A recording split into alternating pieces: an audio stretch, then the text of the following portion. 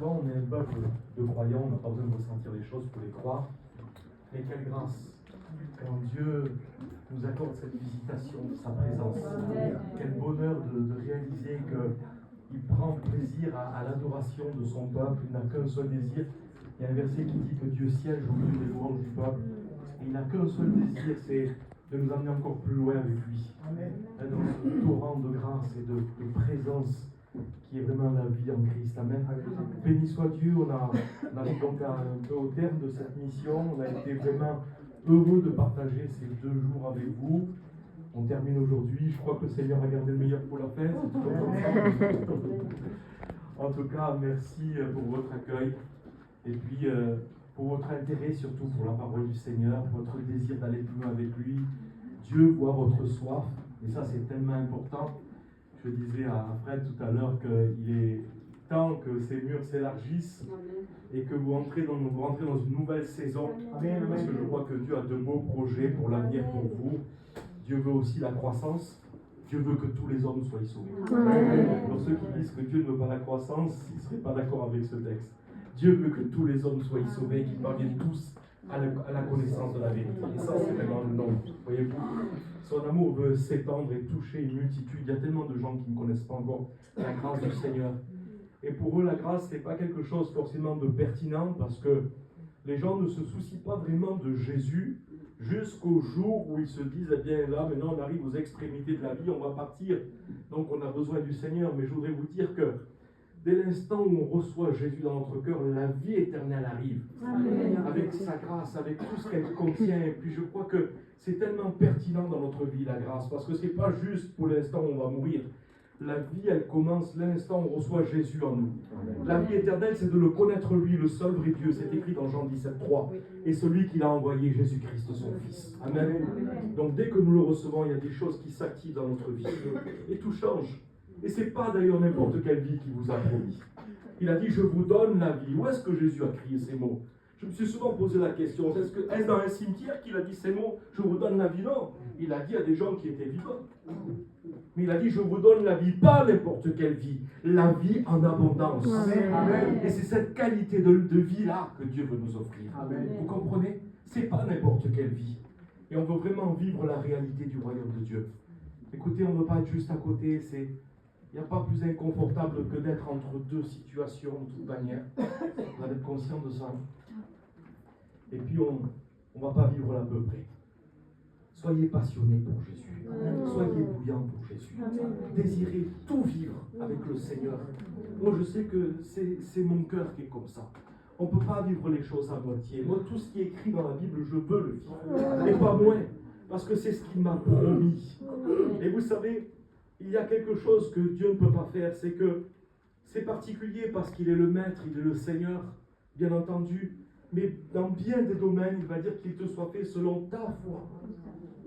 Et il ne force pas les choses. Il a besoin de cette réponse de foi dans notre cœur pour vraiment pouvoir déverser le flot divin. Et croyez-le, ce n'est pas celui qui donne le compte-gouttes, mais il a prévu l'abondance pour notre vie. Une vie de plénitude, ça c'est merveilleux. Vous comprenez? Moi je suis vraiment attaché à la parole du Seigneur et on a tous notre façon de prêcher. Écoutez, les 2 premières journées c'était un peu particulier pour moi, je vous l'avoue, parce que vraiment le Saint-Esprit m'a conduit d'une manière différente.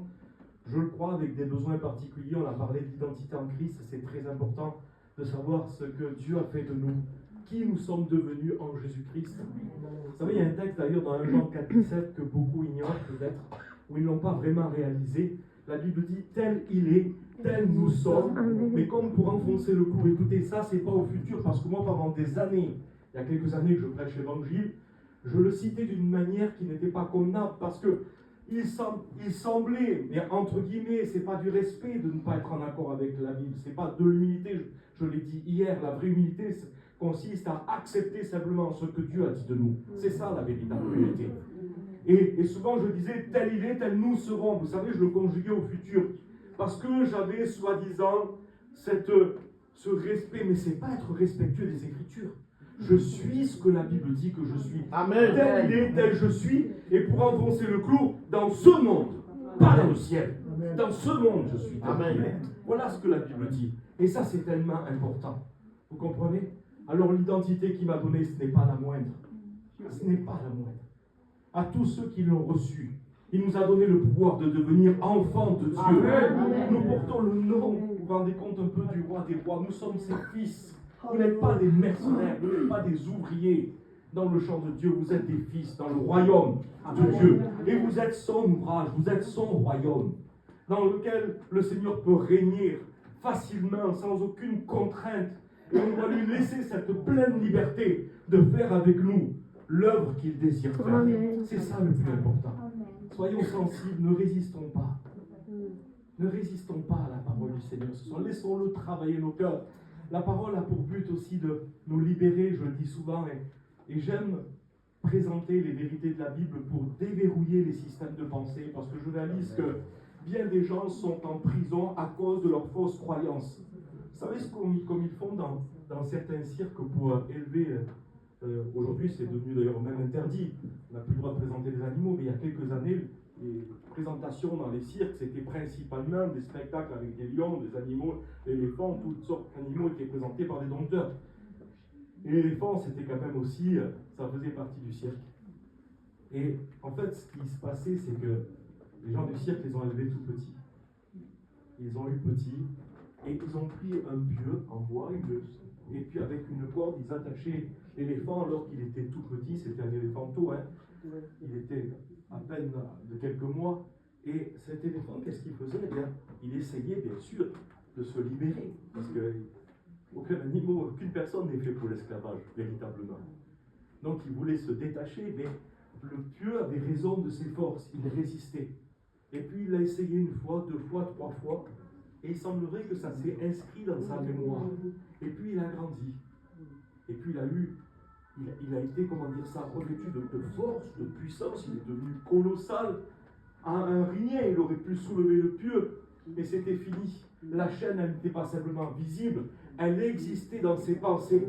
Et à cause de ça, il ne remettait plus en cause la solidité, puisque pour lui, c'était quelque chose de scellé. Scellé. Et c'est pas évident de déraciner une fausse croyance. Hier, j'ai parlé, j'ai pris un exemple, j'ai voulu tuer les vaches sacrées. Vous savez, hier, c'est ce que j'ai fait, hier après-midi à Grenade. Et j'ai tué quelques vaches sacrées, des choses qu'on nous a dit, et que finalement, il faut vraiment en être libéré complètement. Des fausses croyances qui nous retiennent dans la captivité. Moi, je crois dans la parole qui délivre les gens, qui libère, parce que Jésus a dit la vérité vous affranchit. Écoutez, j'ai vécu un miracle extraordinaire il y a plusieurs mois maintenant, à Perpignan. Alors, j'ai eu la grâce de vivre dans le ministère. Ça fait quelques années avec mon épouse qu'on fait le ministère, depuis l'année 2000 exactement. Donc, ça fait 25 ans que je suis dans le ministère. Et on s'y est livré totalement, croyez-le. C'est notre passion, c'est vraiment notre joie, le service de Dieu. Je disais à Frédéric, moi je ne peux pas dormir après un message. Je n'arrive pas à dormir parce que j'ai une montée d'adrénaline à chaque fois que je prêche. Et là, je me suis endormi à 2-3 heures du matin. Parce que je peux faire 1000 km moi, après avoir fait une prédication, je ne trouve plus le sommeil. Parce que des fois, je suis à plat, je suis fatigué, je suis épuisé. Mais dès l'instant où j'exerce le ministère, il semblerait que tout mon être se régénère à l'intérieur de moi. C'est comme ça que je le vis, de toute façon. Et je suis renouvelé pendant la marche, voyez-vous, pendant les efforts. Et c'est de cette façon que le Seigneur me restaure souvent. Et on a vu des miracles, on a vu des transformations, j'ai vécu des délivrances. J'ai commencé mon ministère parmi des jeunes toxicos où on a vu la gloire du Seigneur. Et j'étais jeune à cette époque-là, je n'avais que 22, 23 ans, et je me rappelle, j'étais dans des cités, les gens à cette époque-là, dans les cités de Perpignan, où on a un fléau qui est la drogue, parce qu'on est sur une plaque tournante Nantes, avec l'Espagne à côté. Et combien de fois j'ai vu des jeunes se piquer à l'héroïne, et j'ai vu des jeunes, je me faisais des réunions de jeunesse sur 10 jeunes à l'époque, je me rappelle, 8 étaient séropositifs, mais vous imaginez un peu. Et on réunissait tous ces jeunes, et le Seigneur m'avait libéré complètement de toute crainte, parce que je les prenais dans les bras, on les aimait dans l'amour du Seigneur. Mais Gina est là pour témoigner. Les gens qui venaient avec leurs papiers qui marquaient séropositifs, ils avaient été contaminés dans les seringues, revenaient un mois plus tard avec le même examen de sang. Oui, leur sang avait été changé. En un hiver, on a baptisé des centaines de jeunes. Voyez-vous, ça a été vraiment les temps glorieux où la gloire de Dieu s'est manifestée. On a vu des choses incroyables. Vous savez, j'ai un petit frère qui est aujourd'hui chrétien. Et pour vous dire comme c'est extraordinaire, on a un remède miracle chez nous, mes grands-parents, les anciens, souvent ça. Ils pensent que ce remède, il guérit tout. Mais moi, je crois plutôt dans la grâce du Seigneur. Et moi, c'est n'importe quoi qu'ils ont. Je me rappelle, ma grand-mère, nous, on dit Nuna, parce qu'on est des Sinto-italiens. C'est notre façon de dire, pour dire à ma mamie, on dit nous, je disais Nuna. Et ben Nuna, il y avait mon petit frère qui était là, donc c'était sa grand-mère. Et il n'était pas bien. Elle dit, c'était pas bien, prends un Doliprane. Tu n'auras plus rien de bien. Tu vois, pour moi, ma grand-mère, n'importe quoi tu peux avoir, c'était un Doliprane qui guérissait tout. Et elle donne un Doliprane au petit, il n'était pas bien. Mon petit frère, on a 12 ans d'écart. Et le lendemain, il n'est pas mieux, quoi. Il est tout courbaturé. Écoutez, le docteur, il vient, il dit, bon, il a pris froid, il a peut-être une angine. Mais ce qui m'inquiète, c'est qu'il est courbaturé. On va faire une prise de sang quand même. Amenez-le faire une prise de sang. Elle l'amène. Donc, c'était le matin. Il fait la prise de sang à 14h. De la prise de sang, ils disent, écoutez, il y a quelque chose qui n'est pas trop clair, on va quand même faire une ponction ovaire. On décèle quelque chose. Et à 4h, on nous dit qu'il a la méningite. Et nous, c'est quelque chose qui nous avait effrayé. Ma mère, elle a eu une méningite très forte, elle est restée en quarantaine pendant. Donc on l'a pas eu pendant 40 jours. J'étais bébé, ça m'avait marqué. Et là, toute la famille était vraiment dépitée. On se disait, mais ça y est, presque ils s'attendaient à ce qu'il meure. Et je me souviens, j'étais jeune dans le ministère. Et je suis rentré dans cette pièce où mon frère, c'est drôle, il y a des choses qu'on ne peut pas oublier. Il y a quelques années de ça, je suis rentré dans cette pièce, il l'avait mis sur une sorte de brancard en métal, là, un lit métallique. Il était juste habillé dans ce petit vêtement, sous-vêtement. Il avait un drap, il était trempé de sueur, c'était moite. Et j'ai mis ma main sur lui, et c'était comme collant, la sueur sur ma main. Je me souviens. Et là, le docteur, il est rentré avec toute une combinaison, lui. Et il me dit, mais monsieur, qu'est-ce que vous faites là-dedans? Et je dis, c'est mon frère. Il me dit, vous avez des enfants? Et à l'époque, j'avais déjà 2 enfants. Il me dit, mais vous êtes un insensé. Sortez de suite. Le médecin dit. Il m'a même grondé quoi, sur le moment, parce qu'il me dit, vous êtes un inconscient. J'ai écouté, c'est mon frère, je crois que Jésus est capable de tout. Je vais prier pour lui. J'ai quand même prié. Le soir même, il avait 41 et 2 dixièmes de fièvre, mon frère, à ce moment-là. Dès l'instant où je suis sorti, la fièvre est tombée. Le lendemain matin, il était chez nous. Il est sorti. Ils ont refait un examen, il n'y avait plus aucune trace. Donc on a vécu des choses, et je pourrais vous en citer des dizaines et des dizaines de témoignages. Mais il y a un témoignage qui m'a marqué, et c'est celui-là qui est le plus intéressant, que j'ai aimé. Il est arrivé une sœur chez nous qui était chrétienne depuis quelques années. Elle a rejoint l'église parce que, malheureusement, pendant le Covid, son pasteur est décédé. C'était passé quelque chose de terrible. Elle est arrivée là dans l'église, et elle était chrétienne depuis plusieurs années. Et ce jour-là, j'enseigne, moi, à l'église, sur justement des points qui ont été mal traduits, où on se sert de passages de la Bible comme la souffrance de Job pour dire que Dieu nous veut dans la souffrance. On parle de l'écharpe de Paul pour dire que eh bien, Dieu veut nous garder dans la maladie. Et je dévoile tout cet aspect. Et en prêchant sur l'écharpe de Paul, cette personne-là, qui est paralysée sur un fauteuil, vous vous rendez compte, qui ne peut pas marcher. Elle fait l'effort de marcher, elle peut marcher, mais elle est dans une douleur atroce. Et chaque fois qu'elle rentre chez elle, elle est obligée de se remettre dans le fauteuil et elle pleure parce qu'elle a mal. Je prêche ça et je fais un appel. Et elle ne se lève pas. Parce que ça y est, elle sait que dans le message, elle a reçu sa délivrance. Elle sait qu'elle est guérie. Et elle m'appelle à 11h du soir en pleurant. Elle me dit, Stéphane, je ne sais pas qu'est-ce qui se passe. Moi, je croyais que j'avais fait mal fait. Je n'ai pas bien été assez clair dans le message. J'ai dû faire une erreur. En plus, ce soir-là, la vérité, c'est que je m'étais emballé un peu comme je m'emballe souvent, quoi. J'avais prêché un peu long. J'ai dû les épuiser aux gens. Mais en vérité, il s'était passé quelque chose d'extraordinaire. C'est qu'elle avait été complètement guérie à travers les Écritures. Pas besoin qu'elle se lève. Le message est venu déverrouiller son système de pensée.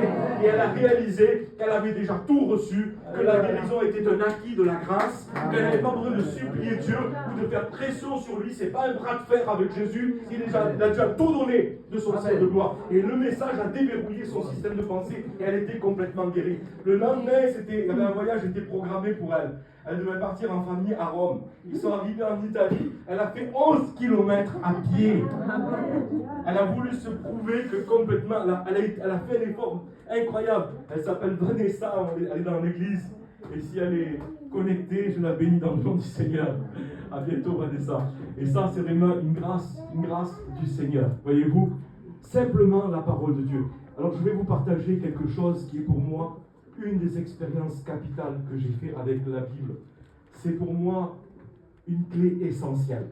Je vous ai parlé de toutes ces choses, de tout ce qu'on a reçu, mais la réalité, n'ayez pas peur, il y a beaucoup de feuilles, mais j'écris beaucoup, mais la vérité, c'est que c'était quelque chose que j'avais mis en écrit pour le garder, mais je le connais véritablement, il est en moi, ce message. Donc, ce que je veux dire que Dieu est tellement bon. Dieu est tellement bon. Et il m'avait fait comprendre cette réalité.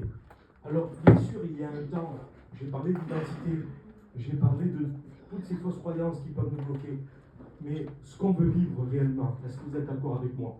Nous voulons vivre la réalité du royaume de Dieu. Amen. Bien sûr que je suis dans la foi, bien sûr que je suis capable de croire, quand bien même les choses vont à l'encontre. Mais ça, ce n'est qu'un temps, jusqu'à ce que les choses soient libérées de son ciel.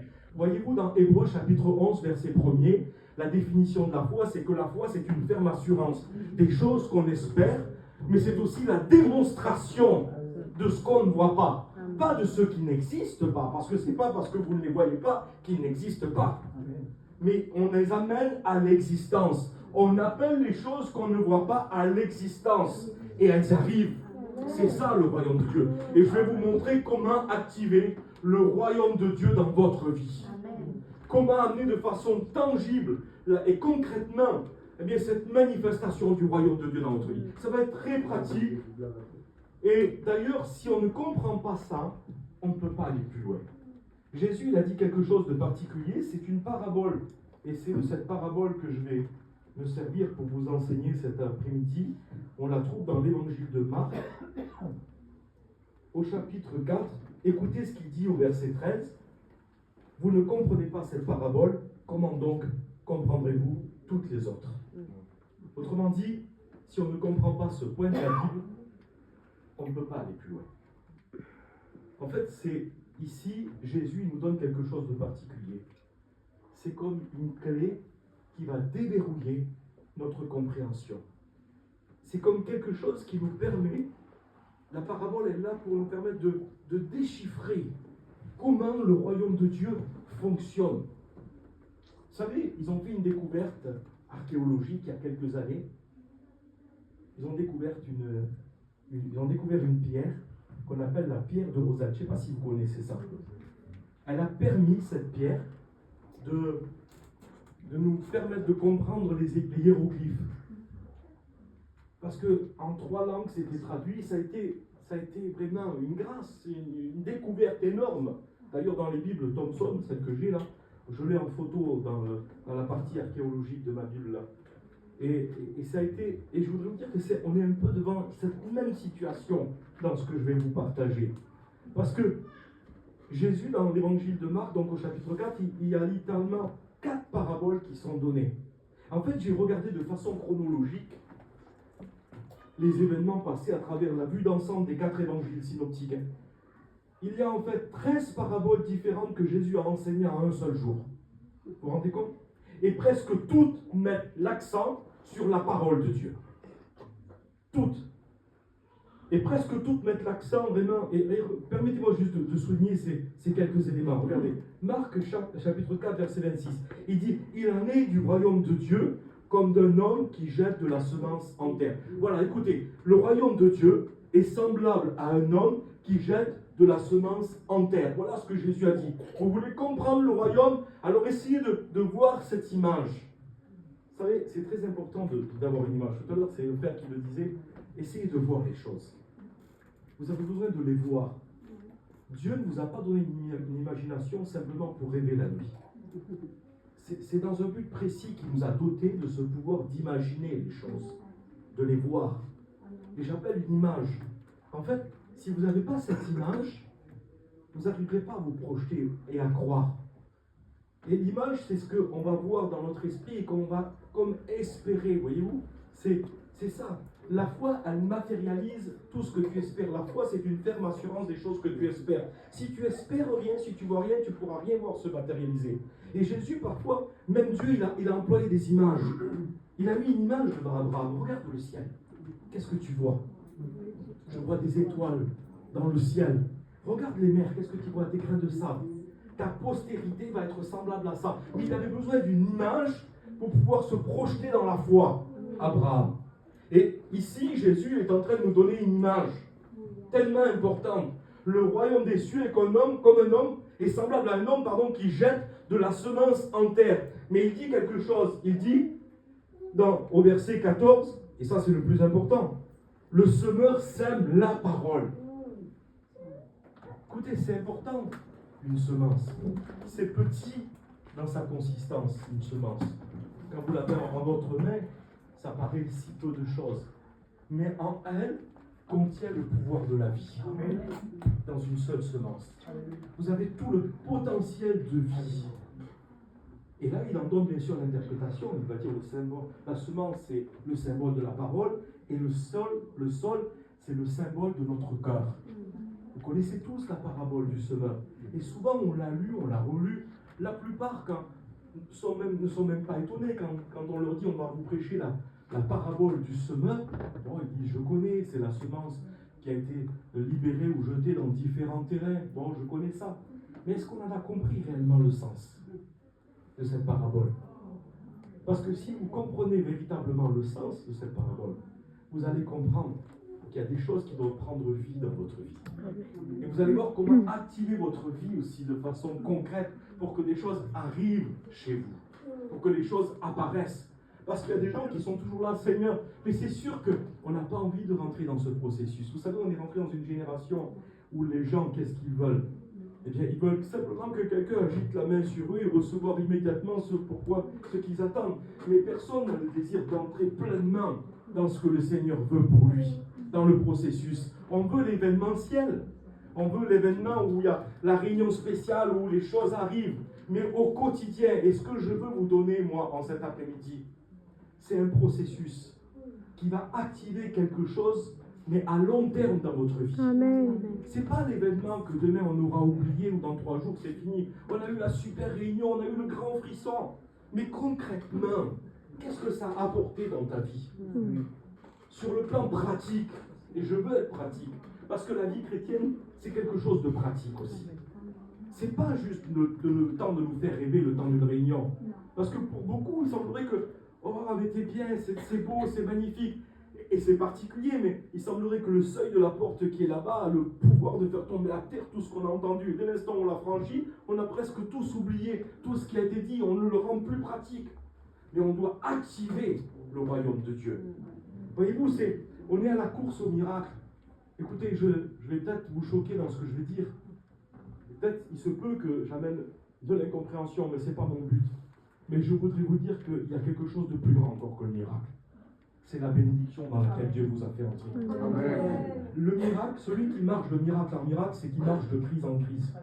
Parce qu'un miracle est là pour pallier un problème. Mais quand tu t'installes dans la bénédiction, c'est plus grand. Un jour, je disais à un frère, qu'est-ce qu'il y a de plus grand pour celui qui est malade que la guérison? Il me disait, mais je ne sais pas, il n'y a rien de plus grand. Pour celui qui est malade, qu'est-ce qu'il y a de plus grand que la guérison? Il cherchait, je l'avais un peu piégé, quoi, en plus, dans la façon dont j'avais posé la question. Mais j'ai dit certainement qu'il y a quelque chose de plus grand. C'est la santé. Amen. Parce que quand tu es dans la santé, tu n'as même pas besoin de guérison. Et Dieu veut nous installer dans une situation où justement, on n'a pas besoin d'un miracle pour venir nous secourir, mais on marche dans l'assurance, dans la sécurité. On s'installe dans la santé directement. Il y a plus grand que le miracle de la provision. C'est l'abondance. Parce que quand tu as l'abondance, tu n'as pas besoin d'un miracle pour être nourri. Parce que tu as suffisamment assez pour choisir ce que tu veux. Ce n'est pas juste une nourriture qui va tomber surnaturellement comme la manne. Mais au bout de 40 ans, la Bible dit qu'ils ne supportaient plus cette nourriture. Elle leur paraissait comme infecte. Pourtant, la Bible dit, il appelle la nourriture des anges. Mais manger des côtes de bœuf, et on sait ce que c'est, nous on aime ça. Je regarde si tu t'en manges. Mais si tu en manges pendant 40 jours, matin, midi et soir, je te promets que tu as envie de manger une salade verte. Au bout de quelques mois, quelques années, tu n'en as même plus envie. Et ça, c'est le miracle qui a duré le plus longtemps dans la Bible, pendant 40 ans. Mais Dieu leur a donné quelque chose de plus grand. Il les a fait rentrer dans le pays de l'abondance. Ça, c'est la bénédiction. Alléluia. Dans le pays de l'abondance, tu choisis ce que tu as envie de manger. Amen. C'est toi. Tu as suffisamment pour pouvoir tout ce que tu veux. Voyez-vous que Dieu a toujours meilleur pour nous. Et c'est ça la puissance de la bénédiction. Je veux vraiment vous rentrer dans cette réalité. Ce n'est pas juste un événement. Parce que la vérité, c'est que des miracles, il n'y en a pas tous les jours. Peut-être ça vous choque ce que je vous dis. Mais des miracles, il n'y en a pas tous les jours. Mais par contre, la bénédiction, vous pouvez la rendre active tous les jours dans votre vie. Et vous êtes des bénis. Vous êtes des bénis. Voilà ce que la Bible dit en Éphésiens 1:3. Nous sommes bénis de toute bénédiction en Christ. Et ça, c'est tellement important. Alors, on revient sur le passage. Voyez-vous, la semence, c'est la parole de Dieu. Merci. Alors, cette semence, selon 1 Pierre 1:23, c'est une semence incorruptible. Vous êtes d'accord avec moi? Ce qui signifie qu'elle ne faillit jamais. Il arrive dans ce monde que des semences, on ne sait pas pourquoi, on ne peut pas, je ne saurais pas vous l'expliquer. D'ailleurs, je n'ai pas le désir de vous faire un cours de botanique cet après-midi, ce n'est pas mon but. Moi, je veux vous expliquer comment le royaume de Dieu fonctionne. Et même si je ne comprends pas tout, vous allez voir, ça va devenir très clair pour vous aussi. Ici, la semence, elle ne faillit jamais. Dans le monde naturel, comme je vous dis, ça arrive que certaines graines ne produisent pas. Je ne sais pas pourquoi, les raisons. Il arrive que la semence soit de mauvaise qualité, elle ne germe pas. Mais la parole de Dieu n'est jamais le problème. Est-ce que vous comprenez ça? C'est une semence incorruptible et elle doit être semée dans nos cœurs. Je pense que c'est significatif que le Seigneur ait utilisé une semence pour illustrer comment le royaume de Dieu opère. Remarquez qu'il est dit, voilà, voici à quoi ressemble le royaume de Dieu. Il est semblable à un homme qui jette de la semence en terre. Il compare donc le fonctionnement du royaume de Dieu à celui d'une semence. Il a choisi un processus naturel, écoutez, c'est très important ça, créé par Dieu pour illustrer le fonctionnement du royaume de Dieu. Parce que s'il avait choisi un système créé par l'homme, la vérité c'est que on peut prendre, il y a des systèmes dans ce monde. Vous prenez le gouvernement, par exemple, c'est un système que Dieu utilise, bien entendu. Je crois que Dieu utilise aussi les gouvernements. Dans la Bible, on le voit. Je ne dis pas qu'ils sont forcément mauvais, mais c'est un système créé par l'homme. Et quelquefois, les gouvernements agissent en notre faveur, mais parfois, ils peuvent devenir aussi de vrais dictateurs. Vous comprenez? Donc, c'est exactement ça. On voit ce qui se passe dans le monde. Beaucoup sont privés de leur liberté. J'en ai parlé, je ne vais pas revenir sur ça. Et un système gouvernemental, il peut être corrompu. On peut prendre d'autres systèmes. Prenez le système de l'éducation, par exemple. Le système de l'éducation, on peut aussi le corrompre. Écoutez, on peut même bachoter pour des examens. Vous savez ce qu'on fait? On l'a tous fait, en plus. On savait qu'on avait les examens le lendemain, et qu'est-ce qu'on faisait? On essayait d'accumuler le maximum d'informations dans notre tête, là, le soir même des examens, à fond. Et puis, qu'est-ce qui se passait? On réussissait le test, mais si vous serez venu 3 ou 4 ans après, vous nous aurez posé la question, on aurait été incapable d'y répondre. Pourquoi? Parce qu'on avait rien compris, finalement.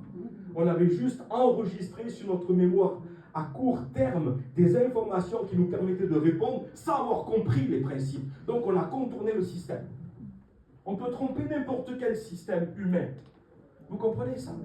Mais ici, on parle d'un système qui a été créé par Dieu. Vous comprenez? On ne peut pas le contourner. On peut tromper n'importe quel système créé par l'homme, mais celui que Dieu a créé, on ne peut pas le tromper. Et c'est pour ça que Jésus prend cet exemple. Le royaume de Dieu est semblable à un homme qui jette de la semence en terre. Et il est impossible de contourner cette loi. On ne peut pas sortir la nuit précédente, par exemple la récolte, planter, nous acharner à essayer d'obtenir une moisson en une nuit. Vous allez beau essayer de vous acharner, vous n'y arriverez pas. Il y a le temps et la récolte. Ça prend du temps, la vérité. Et je le dis souvent, le fermier, il a compris ça, l'agriculteur, il a compris ça. Il a compris, lui, le pouvoir, le potentiel qu'il avait dans les sacs de semences. il n'est pas dépité, même s'il a des champs qui sont vides. À partir du moment où il a de la semence, il sait qu'une récolte, eh bien, se prépare à l'avenir. Et lorsqu'il met cette semence en terre, croyez-le, pour lui, ce n'est pas du gaspillage. C'est un investissement à venir. C'est quelque chose qui va arriver. Et Jésus, il a dit, la semence, c'est la parole. Écoutez, c'est ce que vous devez planter dans votre cœur tous les jours. Tous les jours, tous les jours, plantez cette parole dans votre cœur. Ça, c'est tellement important. Parce que le royaume de Dieu, il fonctionne de cette façon-là. On plante la parole dans notre cœur. Et on s'attend à recevoir quelque chose. Bien entendu, écoutez, si demain vous plantez une semence et parce que vous ne voyez rien, vous allez immédiatement creuser pour voir ce qui se passe sous la terre, eh bien vous allez court-circuiter la croissance. Parfois même, vous allez faire avorter la croissance de cette semence. Vous risquez même de tout couper. On ne voit pas ce qui se passe dans la terre, finalement. Ce qui se passe. Il y a quelque chose qui se produit, c'est que quand l'agriculteur a mis la semence en terre, il y a quelque chose qui est caché au regard. C'est invisible. Mais néanmoins, ça travaille. Écoutez, je reviens sur le passage maintenant. Il en est du royaume de Dieu comme d'un homme qui jette de la semence en terre. Qu'il dorme ou qu'il veille nuit et jour, la semence germe, croisse, sans qu'il sache comment. Et je bénis le Seigneur. Écoutez, je ne me considère pas comme le plus intelligent de la pièce, loin de là. Et je n'ai jamais été remarqué par mon intelligence, pas du tout. Depuis que je suis né, mais je bénis le Seigneur, que le Seigneur m'a fait comprendre que ça n'a rien à voir avec mes capacités et mon intelligence. Que je ne le comprenne ou que je ne le comprenne pas. Que je veille, c'est-à-dire que je surveille la semence, ou que je me repose tranquillement, paisiblement, dans un repos, que je dorme. La semence en terre continue de travailler. Amen. Il y a quelque chose qui se passe. Vous savez, on ne le voit pas forcément. Parfois, ça prend du temps. Il existe en Asie une qualité de bambou. J'en avais pris connaissance. Il faut plusieurs années avant que le bambou puisse sortir de terre. Plusieurs années. Mais vous savez qu'il prend 10 cm une fois qu'il est sorti de terre. Parfois, même ça a mis 5 ans. 5 années avant que le bambou sorte de terre. Vous pouvez regarder ça sur Google, vérifier les sources si vous voulez. Mais moi, je les ai vérifiées en tout cas. Et ça m'avait vraiment interpellé. Mais la croissance, elle est particulière. Il prend 10 cm par heure. Vous vous rendez compte un peu? 10 cm par heure. Ça veut dire qu'en 10 heures, il a pris 1 mètre. Et puis il monte à des dizaines de mètres. Il peut atteindre 30-40 mètres de haut. Vous vous rendez compte? Dès qu'il est sorti de terre, et jamais les gens ont dit c'est fini. Et bien souvent, vous savez, j'ai remarqué, on proclame la parole de Dieu dans certaines situations. Et parce qu'on ne voit pas les effets immédiats, alors notre langage change. Et qu'est-ce qu'on parle? On ne parle plus la Bible, on parle la situation, on parle ce qu'on voit. On commence à parler, on n'y arrivera pas, et ceci et cela. Et on réalise, nous, en étant négatif, il y a des gens, et c'est particulier, mais là c'est vraiment un mensonge grotesque de l'ennemi, dans lequel il faut en sortir complètement. On s'imagine qu'en parlant négativement sur notre vie, on puisse récolter des choses positives. Mais c'est un non-sens. Rappelez-vous ce que le livre des Proverbes dit. La mort et la vie sont au pouvoir de la langue. Quiconque en mangera le fruit, quiconque en confessera le fruit, en mangera le fruit. Ce qu'on confesse, on le mange, finalement. Vous vous rendez compte un peu? C'est pas de la superstition. C'est juste une loi que Dieu a établie. C'est de cette façon-là. Il y a des lois qu'on ne pourra pas renverser parce que Dieu les a établies de cette façon-là. Et Dieu veut qu'on apprenne, finalement, à conjuguer avec ces lois. Écoutez, Dieu peut tout. Dieu, il a tout créé de façon parfaite. Il a organisé les choses à la perfection. La terre est située à un certain degré, à une certaine distance du soleil qui fait que nous avons une température qui convient à l'être. Justement, il y a une loi qui s'appelle la loi de la gravitation et Dieu l'a permis pour pas justement qu'on soit emporté. Et bien sûr, vous avez le droit demain de marcher au ras d'une colline, d'un sommet. Et sous prétexte de dire oui, mais Dieu il est grand, lui, il est tout puissant. Il peut tout. Si vous marchez et que vous prenez un risque énorme, si vous tombez, je vous assure que la loi de la gravitation aura raison de vous. Elle vous emmènera au sol. Bien sûr, je crois que Dieu est toujours capable de faire un miracle, mais est-ce qu'il va arrêter la loi et chambouler tout l'ordre cosmique pour que vous soyez sauvés? Soyons honnêtes. Il y a des lois qu'on ne pourra pas changer, qu'on ne pourra pas transgresser. On ne peut pas les tromper. Et ici, il nous donne la loi, une loi importante, c'est la loi de la semence et de la récolte. On met des semences en terre, et on le sait, il faut suffisamment d'ensoleillement, il faut l'arroser. Il faut vraiment que toutes ces choses sont là pour que, eh bien, il y ait la possibilité que cette semence produise quelque chose. Bien des choses peuvent faire avorter la semence. Et nos paroles, croyez-le, on n'en réalise pas la portée. Même, je dirais, vous savez, parfois il faut même changer plus que nos paroles, parce que les paroles, souvent, elles expriment ce qu'on pense. Il faut changer notre système de pensée. Amen. Et c'est ça la véritable repentance. Véritablement. Nous, on a toujours associé la repentance au fait de dire Seigneur, pardon. Paul a prêché la repentance envers Dieu. Changer de mentalité. Je change ma façon de penser. Je voyais Dieu d'une certaine façon, je le vois d'une autre manière maintenant. C'est le mot métanoïa en grec.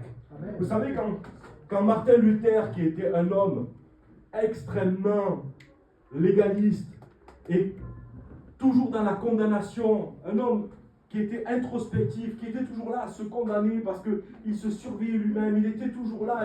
Et j'ai lu son histoire. Je suis très intéressé par les hommes qui ont marqué le temps. Et Martin Luther, il est quand même un peu comme nous, un personnage important dans l'histoire qui a permis vraiment de nous amener vraiment cette révélation aussi au niveau du protestantisme, au niveau de la réforme qu'il y a eu par rapport à l'épître aux Romains. Et tellement qu'ils en avaient assez, c'était un moine à l'époque, Martin Luther. Chaque jour, il venait pour se confesser. Et à un moment donné, même vous savez ce qu'ils lui ont dit? Écoute, Martin, va et pêche correctement. Et tu reviendras, parce qu'un oui ou non. Et pour l'occuper, parce que c'était un érudit, ils lui ont dit, tu vas traduire l'épître aux Romains, tu vas le traduire en grec, du latin en grec. À l'époque, c'était la Bible, je crois que c'était la Vulgate ou la Saint-Jérôme qui existait. La version Saint-Jérôme ou Vulgate, c'était des vieilles traductions latines. Tu vas la traduire en grec. Et quand il est arrivé sur ce mot-là, au niveau de la repentance, parce que dans l'esprit des gens, repentance égale pénitence. C'est pas ça. C'est le mot métanoïa en grec, où il dit, je change ma façon de voir les choses. Amen. Je change de mentalité. Je m'accorde maintenant à la façon dont Dieu me voit. Écoutez, vous ne pourrez pas vous marcher avec le Seigneur si vous ne vous accordez pas avec Dieu. Deux hommes peuvent-ils marcher ensemble sans avoir fait un accord? C'est la loi de l'accord. Comment je peux marcher avec Dieu et en étant en désaccord avec lui? Lui, il me voit parfait, moi je me vois misérable. Lui, il me voit capable et moi je me vois insignifiant, inexistant. Lui, il me voit guéri et moi, je suis toujours là à marcher par rapport à mes sentiments, toujours à proclamer. Mais je ne peux pas, écouter, je vous aime. Mais commençons à sortir le doigt de la bouche, on n'est plus des bébés, s'il vous plaît. Arrêtons de marcher par ce qu'on ressent, par nos sentiments. On est des hommes et des femmes de foi. On a choisi de croire dans ce que la Bible dit. On a choisi de croire dans ce que l'Écriture dit. Les choses ne vont pas toujours dans mon sens. C'est facile de croire dans ce que je vois, dans ce que j'entends. Écoutez, j'ai des enfants que j'aime. Et ceux qui me connaissent de près pourraient en témoigner. Je suis le père hyper protecteur. J'ai besoin de savoir où ils sont. J'ai besoin, même ils sont grands. J'ai ma fille, elle a 30 ans, elle est mariée, elle a un petit bébé. Et je suis comme si qu'elle avait 12 ans à l'époque. Il semblait que rien n'a changé. Je suis toujours en train de les conseiller par rapport à la Bible, toujours. Puis nous, c'est des réunions de famille tous les jours. Chaque repas, c'est un culte. Donc, c'est ça qui est chez nous. C'est comme ça que ça marche. C'est Jésus, il est toujours là à table avec nous. Toutes les discussions, elles partent sur lui à chaque fois. Donc, à chaque fois, j'aime leur dire qu'est-ce que vous avez fait dans la journée, comment ça s'est passé, est-ce que vous allez bien, parce que je veux toujours leur dire, je veux les encourager, je veux leur dire, mais vous êtes ici pour essayer de les relever. Et ma fille, je me rappelle Esther, il y a quelques mois, et croyez-le, c'est mon bébé, elle a 30 ans, et elle est tellement proche de moi. Et Esther, elle avait fait une prière, elle était dans la foi, elle avait demandé à Dieu là, pour quelque chose, des projets qu'elle avait. Elle était confiante. Mais 2 jours après, la situation, au lieu de s'améliorer, elle s'est complètement chamboulée, au pire. Et elle arrive, et moi je la connais, elle aurait tellement voulu que je la prenne dans les bras, que je la câline. J'avais envie de le faire. Mais pour son bien, je ne l'ai pas fait. Je ne l'ai pas fait. Et pourtant, croyez-le que je l'aime. S'il faudrait mourir, je ne réfléchirais même pas. Instantané, je le ferais. Vous comprenez? Mais quand elle m'a dit ça, je dis, mais Esther, mais qu'est-ce qui a changé depuis 2 jours là? Eh bien, regarde, ça c'est pas passé, regarde. Et je dis, mais c'est pas possible, ma fille. En fait, tu crois pas en Jésus. Là, je l'ai vexé, je sais que je l'ai vexé. Je l'ai même fait pleurer presque. Je dis, mais en fait, t'as pas la foi. Tu crois dans ce que tu vois. Mais n'importe qui dans la rue est capable de croire dans ce qu'il voit là. Mais qu'est-ce que c'est que tu es en train de dire que tu es une chrétienne et tu me parles de que tu crois plus parce que tu vois pas les choses dans ton sens. Mais c'est quoi ça? Est-ce qu'on vous a éduqué de cette façon-là? Est-ce qu'on a prêché chez nous? On est des hommes de foi, on a choisi de croire dans la Bible. Amen. Même si on ne le voit pas. Amen. À partir du moment où on a mis la semence dans notre cœur, nous on sait que c'est fait. Alléluia. On ne sait pas quand ça va arriver. Mais on continue d'arroser. Et vous savez, quand ça continue à persister, on reprend la Bible. Et si ça continue encore, on en remet encore une couche de la Bible. Et moi, ce que je fais, je le fais tous les jours, comme ça, ouais, mon corps, il le sait. Et tous les jours, je lui donne des textes. Il n'a pas le choix, il s'en nourrit de la parole. Croyez-le que Jésus a dit, l'homme ne vivra pas de pain seulement, mais de toute parole qui sort de la bouche. Amen. Chaque jour, vous savez, je renouvelle mes pensées avec la parole. Il y a des moments, des fois, je m'étonne même, il y a des choses, je les vois devant mes yeux, mais il semble que je ne les vois pas. Je vois les textes, moi, la réalité des versets. Je vois la Bible plus grande que ce que je vois dans la situation. Pourquoi? Parce que tous les jours, je mets tellement d'informations de la Bible dans ma vie que la réalité, elle n'arrive même plus à me troubler. La Bible est plus grande que ça, parce que je sais qu'elle ne peut pas faillir. Elle est une semence incorruptible. Amen. Et que je dorme ou que je veille, elle continue de faire son effet dans ma vie. C'est ça le royaume de Dieu. Amen. C'est comme de cette manière-là que j'active la parole de Dieu dans ma vie. Vous comprenez? Quand j'ai compris cette parabole, alors quand j'ai une situation difficile, je n'ai pas besoin de pleurer. Quand je suis dans un moment de difficulté, quand il semblerait que les finances sont en baisse, je roule la parole, ah mon Dieu, pourvoira à tous mes besoins selon son infinie richesse. Je prends notre passage, l'Éternel est mon berger, je ne manque rien. Je prends notre passage, je n'ai jamais vu le juste mendier son pain pour son bonheur. Je prends notre passage, il est capable d'ouvrir les écluses du ciel pour venir envahir mon cœur. Je prends notre passage, et il peut vous citer 30 versets comme ça. Quand je suis malade, 1 Pierre 2,24. Par les meurtrissures de Jésus, j'ai été guéri. Je vais à Isaïe 53, il me dit, là encore une fois, qu'il a pardonné mes péchés, mais aussi que dans ces meurtrissures, j'avais la guérison de mon corps. Et encore tellement de passages, il envoie sa parole, et sa parole les guérit. Dans le psaume, c'est écrit aussi. Et combien de versets? Et voyez-vous ce que je fais? En fait, il y a des gens qui ne savent pas. Ils n'ont pas compris que la semence, c'est le plus important. Écoutez, que Dieu fasse, je laisserai à mes enfants ce que je pourrai. Et si je peux leur donner beaucoup, tant mieux. Mais ce que j'ai voulu semer dans leur cœur, parce que pour moi, c'est le plus grand trésor que je pouvais leur donner. Le plus grand héritage, c'est la parole de Dieu. Parce que je sais que s'ils ont la Bible, ils auront tout derrière. Amen. Tout leur sera accordé. Ils ont besoin de rien d'autre que la Bible. Ils ont besoin de comprendre comment activer le royaume de Dieu. Et à partir du moment où tu as compris le principe, où tu as compris comment rendre les choses concrètes dans ta vie, tu t'inquiètes plus. Écoutez, là, en janvier, on a eu comme une épidémie de grippe. Moi, j'y crois pas dans les épidémies, parce que je sais qu'il n'y a pas d'épidémie dans le ciel. Donc, la vérité, c'est que ces choses, elles ne me touchent pas souvent. Donc, comme j'y crois pas beaucoup. Ça, c'est comme les crises financières. Moi, je dis, le royaume de Dieu, il n'y a jamais de crise dans le ciel. Il n'y a pas de crise économique dans le ciel.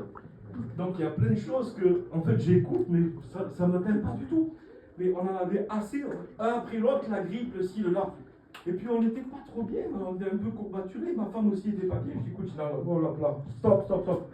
Prends la Bible, prends la concordance. Prends tous les textes de la guérison, il faut que ce soir ça soit fini. On n'a pas le temps pour ça. On n'a pas le temps d'être malade, on n'a pas le temps pour ces choses-là. C'est pas ce que Jésus a dit de nous, vous comprenez? Donc on passe rapidement à autre chose. Mais comment? Mais Jésus, il a dit, vous prenez la parole, vous la mettez dans votre cœur. Plantez-la dans votre cœur. Le royaume des cieux est semblable à un homme qui prend de la semence et qui la jette en terre. On prend la parole de Dieu et on la plante en notre cœur. Ici, c'est très important, la planter dans notre cœur. Parce qu'on n'en a pas conscience finalement du pouvoir de la semence. Je peux vous dire, on doit bien sûr planter à des périodes précises, et c'est vrai, mais ça, je ne vais pas rentrer dans ça, j'avais fait une étude, il faudrait que je pêche 4 heures pour expliquer tout ce que j'ai marqué. Mais la vérité, c'est que tout ce qui existe dans ce monde, bon, c'est bon. Tout ce qui existe dans ce monde existe à partir d'une semence. Savez-vous que depuis que Dieu a créé les cieux et la terre, il n'a pas créé un autre animal. Il n'a pas créé un autre arbre. Il a créé avec le pouvoir de se reproduire. Chacun se reproduira selon son espèce. C'est écrit ça. C'est pas écrit dans la Bible. Ça veut dire qu'il n'a jamais créé une vache en plus. Il n'a jamais créé un chien de plus. Il n'a pas créé un agneau en plus. Vous comprenez? Pareil pour les arbres. Il y a une semence, les arbres portent de la semence et c'est pollinisé. Je sais pas comment c'est comme ça qu'on dit, je sais pas, par le vent. La semence, il y a tout un système. Et je veux respecter tout le monde, mais nous sommes le résultat d'une semence. Tout a été créé à partir d'une semence. Vous comprenez? Toute l'existence, tout ce qui existe, existe à partir d'une semence, finalement. Tout ce que vous voyez hors de la terre, tout ce que vous voyez a été extrait de la terre. En fait, dans la terre, il y a tout. Vous imaginez avec tous les bâtiments, et un jeune m'a dit ça un jour, il imagine le poids qu'elle doit faire la terre avec tous les bâtiments immenses qu'ils ont construits à New York et tout. Lui, il pensait que tout ce qu'il voyait là, il disait, mais quel poids on a rajouté, mais aussi tout, tu crois qu'ils sortent les matériaux et tout ce qu'ils ont bâti, tu crois qu'ils le sortent, ils l'ont sorti de la terre. Tout a été sorti de la terre finalement. Je vais vous dire quelque chose. Personne n'a inventé quoi que ce soit. Je crois dans des découvertes, mais je ne crois pas dans l'invention. On a découvert l'électricité. On a découvert avec le temps certaines choses, mais ils existaient depuis le départ. Amen. À un certain moment, on est arrivé à découvrir des choses, mais on n'a rien inventé, on a juste découvert ce qui existait déjà en préalable. Parce que Dieu, il a tout donné. Amen. Nous suivre de comprendre ça. Vous comprenez? Et la parole, il y a quelque chose ici quand même qui est important que je voudrais souligner. Au verset 28. Donc, il dit qu'il dorme ou qu'il veille, la semence, elle germe, elle croisse, sans qu'il sache comment. Alors, ne vous inquiétez pas. Il n'est pas question de nos compétences intellectuelles. On ne pourra pas tout expliquer. Mais à un moment donné, il faut juste avoir un cœur d'enfant. C'est la foi. Je prends la parole, je la mets dans mon cœur, et je crois que cette parole, elle va amener à la vie, à la réalisation et à l'existence quelque chose de réel et de concret. Parce que la parole, elle est vivante et permanente. Voilà ce que la Bible dit. Vous comprenez ça? Et vous n'avez pas besoin de savoir comment. Et écoutez, il est dit, la terre produit d'elle-même, premièrement, l'herbe, puis l'épi, enfin le blé formé dans l'épi. Il y avait un texte que j'avais vu. Attendez, j'aimerais le retrouver.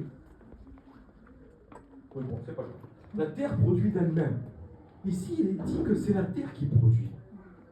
En fait, la terre, elle est miraculeuse. Quand Dieu a créé la terre, il l'a créée avec tout. Vous savez, quand vous êtes né de nouveau, vous êtes devenu un terrain particulier. Un miracle. Il y a tout en Dieu. Dieu, il a tout mis en vous. Mais c'est bien de savoir que Dieu a tout mis en moi. Mais concrètement, si je ne vis rien, si je n'amène rien à la réalisation, si je n'amène rien dans le domaine visible, à quoi ça me sert de tout avoir? C'est comme si j'aurais un bon trésor et que je ne pourrais jamais en profiter. Alors la guérison, je l'ai reçue, oui, je l'ai reçue, mais maintenant concrètement, je veux la ramener dans ma vie. Amen. Dans la partie visible de mon être. C'est la terre qui produit. En fait, la semence, c'est ce qui va activer la terre. C'est le catalyseur. Écoutez, je ne veux pas manquer de respect, mais si je prends cet exemple pour vous faire comprendre quelque chose. Si vous pensez demain que vous allez avoir un bébé en buvant dans la tasse de quelqu'un, ou si vous pensez qu'il faut juste prier, il n'y en aura pas. Vous comprenez? Même si une femme, elle est constituée de façon à ce que tout en elle peut amener la vie, tant qu'il n'y a pas une semence, il n'y aura pas de naissance. Il faut que la parole, là, elle puisse activer quelque chose dans ma vie. Tout est en place, mais s'il n'y a pas la parole, c'est le catalyseur. C'est ce qui va vraiment amener le processus de la vie en moi. Est-ce que vous réalisez? Je ne sais pas si je suis assez clair dans mon explicatif. Mais c'est vraiment de cette façon-là. Vous réalisez un peu la puissance de la parole? Écoutez, quand j'ai pris conscience de ça, j'avais juste envie de mettre ma Bible dans un coffre-fort. J'ai un trésor là. Avec ça, je peux activer n'importe quoi. Vous vous rendez compte un peu la puissance de la Bible? Que j'aime ce livre, Seigneur. C'est le plus grand héritage que Dieu m'a donné. Sa parole. Il ne m'a pas donné n'importe quoi, il m'a donné ce qu'il avait de plus précieux, sa parole. Et la parole est tellement puissante qu'il dit qu'il envoie sa parole. Et la parole les guérit. Juste la parole, il envoie. Elle est puissante, la parole, elle est porteuse de vie. Vous vous rendez compte? Il leur enseigne toute la journée ça, Jésus. Réalisez le précieux que vous avez. Et vous allez voir, vous n'allez plus demander, Moi, quand j'ai compris ça, j'ai plus été courir à droite ou à gauche. Frère, prie pour moi, j'ai besoin de ça. J'ai dit, mais j'ai tout, moi, dans la Bible. J'ai juste besoin de le mettre dans mon cœur. Et quand tu le mets dans ton cœur, ça veut dire de le combiner à la foi. Parce que si tu ne le crois pas de le combiner avec ton intelligence. Il y a un texte qui dit, confie-toi en l'Éternel de tout ton cœur, mais ne t'appuie pas sur ton intelligence. Parce que si tu t'appuies sur ton intelligence, tu verras, tu n'arriveras pas à le comprendre. Parce que il y a souvent la voix de la raison, elle fait barrage à la foi. Il y a comme une confrontation entre la réalité et la vérité de la Bible. C'est un combat. Comme dans, vous savez, ces combats de catch avec le mot versus au milieu, réalité, vérité. Et là, le combat, il est là. Bam, bam. Alors, c'est sûr que si on se laisse emporter par ce qu'on voit, alors, bien entendu, la réalité nous emporte. Mais vous pouvez parler aussi par rapport à ce que vous croyez. Les gens diront de vous, c'est un farfelu. Qu'est-ce qu'il est en train de dire? Mais il dit des bêtises. Mais qu'est-ce qu'il dit? Écoutez, j'ai connu une sœur qui avait j'ai écouté son témoignage, elle avait un goitre énorme. Et puis elle a compris à travers l'écriture qu'elle avait été guérie. Et à partir de là, dans la convention, c'était lors d'une convention, excusez-moi, j'ai pris 5 bouteilles parce que avec ça, je peux prêcher au moins 4 ou 5 ans. N'ayez pas peur. Mais elle a témoigné le soir, elle a pris conscience de la guérison, elle a dit, je voudrais témoigner. Elle est montée sur le pupitre, tout le monde voyait le voir. Elle a dit, je viens témoigner que ce soir, le Seigneur m'a guéri. Et tout le monde a regardé, et personne n'a rien dit. Pourquoi? Parce que tout le monde a dit, bon, mais il faut laisser quand même un peu de temps. Jésus, il a parlé au figuier, et c'est que le lendemain qu'il a été desséché. Vous savez, souvent, les plus spirituels ont essayé de trouver un explicatif, quoi, on va dire. Voilà. Mais la vérité, c'est que voilà, elle était guérie. Un an plus tard, la convention a lieu, elle monte dans le pupitre, elle dit, je voudrais témoigner. Aujourd'hui, ça fait 1 an que j'ai été guéri. Mais il avait encore le goitre. Et 2 ans arrivent, pour vous passer court, elle dit, aujourd'hui, ça fait 2 ans. Et là, des frères vont la voir et disent, écoute, sœur, il faut plus que tu dises ça. Parce que là, ça fait vraiment fantaisiste et farfelu ce que tu dis. Les gens, ils voient bien que tu as un goitre. Elle est descendue, elle est descendue presque triste parce que les gens ne la croyaient pas. Elle est rentrée, elle est allée, il y avait les toilettes dans le lieu de la conférence. Elle est rentrée dedans, elle a dit, Seigneur, je sais que tu m'as guéri il y a déjà 2 ans. Mais pour que ces gens vraiment le réalisent, je te demande, maintenant je t'ordonne que cette grosseur disparaisse. Elle est sortie, elle n'avait plus du tout de grosseur. Elle avait déjà compris qu'elle avait déjà reçu. Et quand vous parlez le contraire, les gens, vous savez ce qu'ils disent, mais tu ne pourras pas dire ça, regarde la réalité là. Mais parce que pour eux, la seule réalité, malheureusement, c'est ce qu'ils voient. Mais moi, je ne suis pas fixé simplement sur cette seule réalité. Oui, mais il ne faut pas mentir. Alors, il faudrait arracher quelques pages de la Bible où il est dit que le faible dit je suis fort, que le pauvre dise je suis riche. Commençons à arracher ces pages, parce que si nous traite de menteurs, alors il y a des mensonges dans la Bible aussi. Non, il faut qu'on commence à parler selon ce qu'on croit et selon notre foi. Moi, j'ai mis le focus sur la parole de Dieu, sur ce que je vois dans l'invisible. Pas avec ces yeux-là, mais avec les yeux du cœur. Et c'est ça, c'est ce regard-là que Dieu veut vraiment illuminer. Illumine les yeux de notre cœur, Seigneur, pour qu'on sache tout ce qui nous appartient. Vous savez, la tromperie du diable en Éden, il a dit à Ève, lorsque vous mangerez de ce fruit, vous ne mourrez pas, mais vos yeux s'ouvriront. Il leur a dit, bien sûr que les yeux se sont ouverts. Les yeux physiques se sont ouverts. Ils ont pris connaissance à ce moment-là de leur nudité. Mais ce qu'ils n'avaient pas compris, le piège du diable, c'est que quand leurs yeux physiques se sont ouverts, les yeux de leur cœur se sont fermés. Et c'était là le gros problème finalement. Le grand danger, il a été là. Ils ont commencé simplement à prendre conscience de leur nudité. D'ailleurs, Jésus, c'est pas Dieu qui leur a dit, pardonnez-moi, parce qu'il dit, mais qui vous a dit que vous étiez nus? C'est ni Dieu ni le diable qui leur a dit. C'est eux-mêmes qui en avaient pris conscience. Vous savez pourquoi? Parce que finalement, quand on raisonne de cette façon-là, on devient égocentrique. On ne regarde plus Dieu, on se regarde qu'à soi-même. Ils ont commencé à se regarder à eux, le problème à eux. Donc il faut continuellement, arrêtons de regarder à nous-mêmes. Arrêtez de regarder vos performances. La Bible nous dit d'amener toute pensée captive à son obéissance. Il n'a pas dit mon obéissance, il n'est pas dit l'obéissance de Stéphane, il n'est pas dit ton obéissance, il est dit l'obéissance de Christ. Parce que je vais vous dire quelque chose. Mon obéissance, le diable pourra toujours la remettre en question. Mais devant l'obéissance de Jésus, il ne peut rien dire. Sa bouche est fermée. Il est celui qui me rend juste devant le trône de Dieu et qui me permet d'accéder à toutes ses grâces. C'est avec assurance que je peux m'approcher du trône de la grâce. Ce n'est pas le trône des mérites. Ce n'est pas le trône de la performance. Et je voudrais vous dire quelque chose. Si personne ne le mérite, personne ne le démérite non plus. Amen. Vous comprenez ça? Alors c'est tellement important d'agir comme le Seigneur veut, parce que Dieu veut vous voir heureux, parce que Dieu veut vous voir comblé, parce que Dieu veut vous voir possédant beaucoup. Alors peut-être certains vont dire, mais c'est quoi ce pasteur? Ça y est, on a un nouveau pasteur, c'est un pasteur de la prospérité. Il y en a que ces mots-là, ils leur donnent la nausée. Hein. Je sais, dès qu'ils écoutent ce mot, parce que vous savez quoi? Vous savez pourquoi les gens ils ont la nausée quand ils écoutent ces mots? Parce que ce que le diable fait, il prend des vérités, il les pousse à l'extrême. De cette façon-là, vous savez ce qui se passe? Les gens les prennent et les rejettent complètement dans son intégralité. Et ils passent à côté d'une vérité qui peut les libérer. Parce que qu'est-ce qui peut vous libérer? Vous savez, il y a un texte qui dit comment échapperons-nous en négligeant un si grand salut. Moi, j'ai fait un thème de message, là, j'ai fait une petite prédication par rapport à ce verset. Parce que j'ai dit comment on peut échapper finalement à la maladie en négligeant la doctrine de la guérison. Comment je peux échapper à la faillite et à la pauvreté si je néglige la prospérité dans la Bible? Comment je peux échapper à la captivité et à l'esclavage si je néglige la liberté que Jésus m'apporte? Et là, je peux vous donner 30 mots comme ça, vous comprenez bien, vous l'adaptez. Si vous mettez de côté ce que le Seigneur vous a donné comme un héritage et un atout pour réussir dans votre vie, eh bien vous pouvez vous en prendre qu'à vous-même parce que ce n'est pas Dieu qui veut ça. Amen. Dieu veut votre réussite. Amen. Dieu veut votre succès. Il est dit, c'est écrit dans la 3e épître de Jean, chapitre 1er. Bien-aimé, je souhaite que tu prospères à tout égard, comme prospère l'état de ton âme. Pas simplement dans les finances, bien entendu, dans tous les domaines. Ce n'est pas les euros qui nous enrichissent, mais la Bible dit que c'est la bénédiction de l'Éternel qui nous enrichit. Et elle n'est suivie d'aucun chagrin. C'est ça notre grâce et notre bénédiction à nous. Mais on ne peut pas négliger ça. Mais moi je crois que Dieu est celui qui pourvoit à mes besoins. Je crois qu'il est celui qui prend soin de moi. C'est écrit, je crois que, écoutez, je ne suis pas meilleur que Dieu.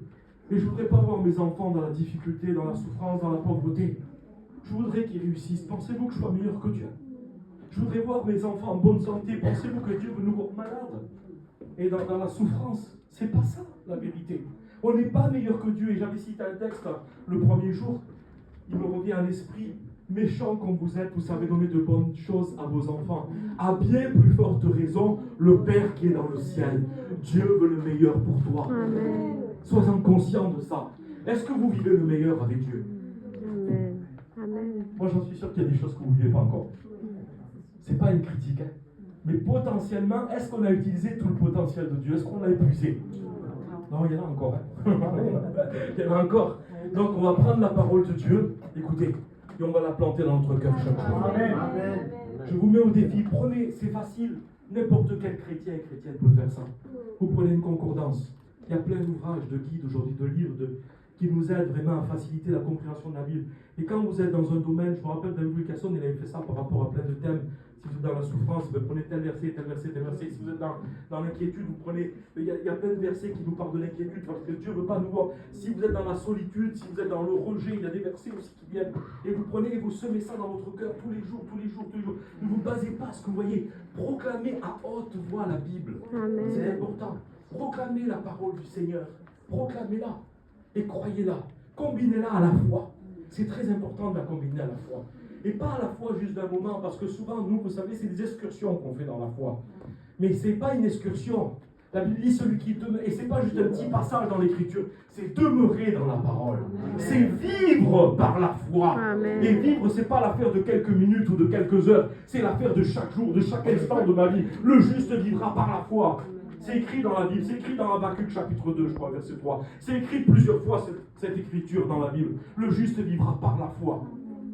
Voyez-vous, il est en train d'amener un principe, Jésus, qui révolutionne tout. Ils n'en ont pas pris conscience. Vous savez pourquoi ils n'en ont pas pris conscience? Parce que tout ce que je suis en train de vous prêcher va vous amener sur un test, inévitablement.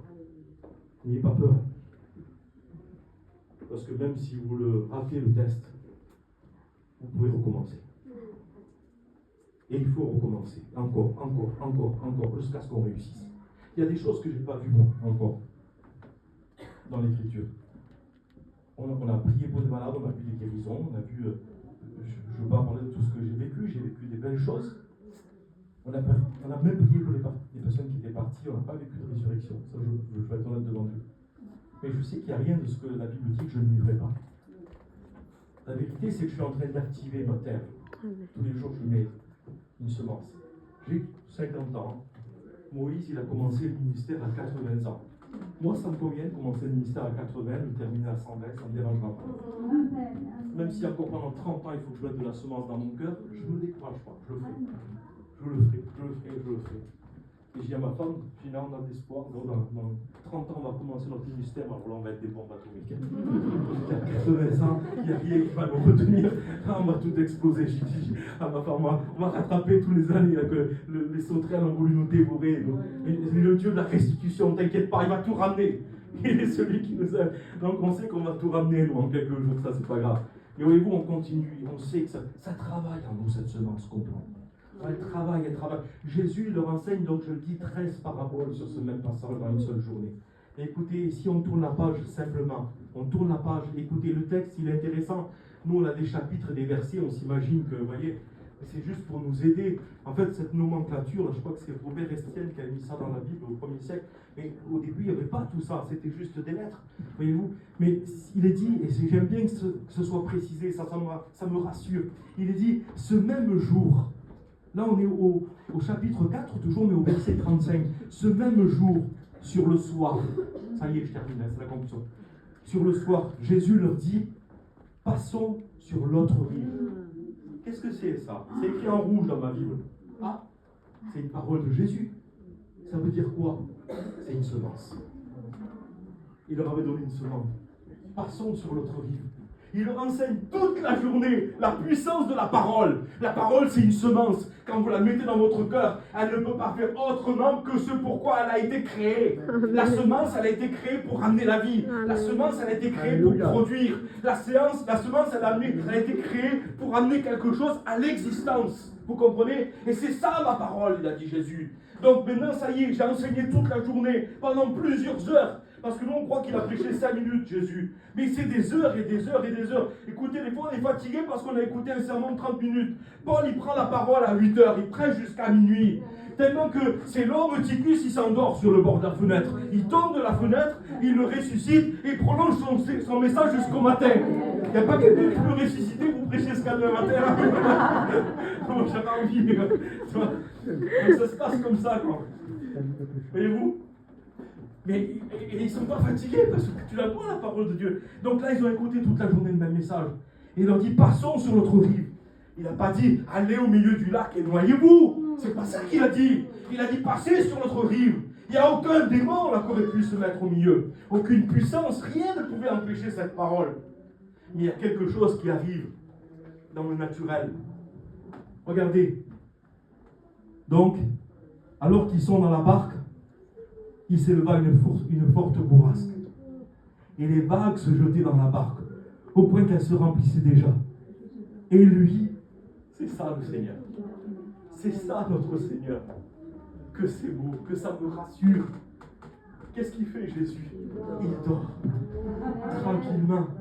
Parce que qu'on veille ou qu'on dorme, la parole, la semence, elle continue de grandir. On n'a pas besoin de veiller, on n'a pas besoin de la surveiller, on n'a pas besoin de s'inquiéter. Qu'on veille ou qu'on dorme, la semence, elle continue. Écoutez, il y a des choses qu'il faut qu'il arrive là, lundi chez moi, ça le Seigneur il sait. Mais merci Seigneur, j'ai planté les semences vendredi. J'ai mis quand même quelques jours avant, j'ai dit, il vaut mieux les mettre. J'ai dit à ma femme, demain, si tout va commencer, on va arriver dans la réalité. Et j'attends que ces semences arrivent, parce qu'il faut que ces semences soient là. Mais je connais tellement ces principes. Le diable, il voudrait m'inquiéter, vous savez, je suis comme tout le monde. Maintenant, tout est connecté, bam, une alerte, hop, le continent rouge. Aïe.